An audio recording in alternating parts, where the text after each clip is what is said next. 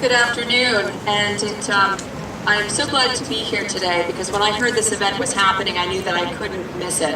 And in many ways, I feel like we are back in 2010 when we were talking about decriminalization of marijuana, and I guess I would ask everyone here in this audience to ask yourselves what you're being asked to vote for.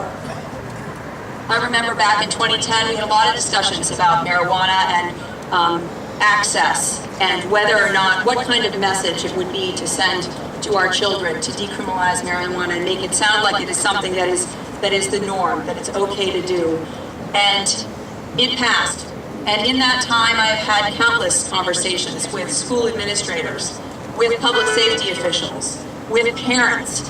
And I speak today as a parent myself, not only as a legislator, of teenage children, and have heard day after day the challenges that these folks who are dealing with the implications of these bills on the front line are dealing with.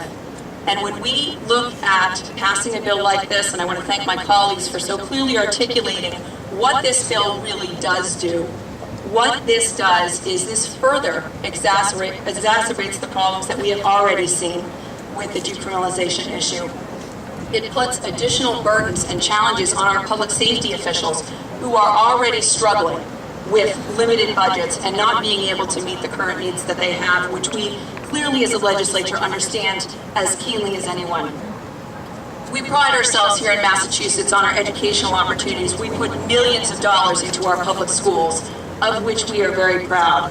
But at the same time, what we are saying to our teachers is that we are putting more challenges in your classroom for these children who start at earlier and earlier ages to access this drug, which will clearly be made more readily available through the passage of this bill. Very, very loose guidelines around it, very loose guidelines around who can distribute, how, why. Let's not be fooled. This will mean more marijuana in the hands of our children. This does mean more challenges for our children who we need to succeed in our school systems, who we don't need to be sending an even stronger message to them that marijuana is okay and marijuana does not have an impact on their cognitive development. It does.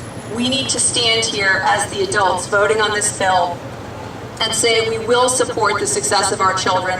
We will not support this bill which is ill-conceived and does not provide the necessary safeguards in place that will prevent this drug from getting in the hands of our children, that will prevent our public safety officials from being even more strapped for resources to do the job that they need to do to keep our communities safe. So I urge everyone here today to please stand up, vote against this bill. We can all understand, as the previous speakers have said, how challenging it is to cope with a debilitating disease or a deadly illness that is very painful and difficult to deal with. There are ways that we can address those questions, and we need to address those questions. This is simply not the right answer. Thank you very much.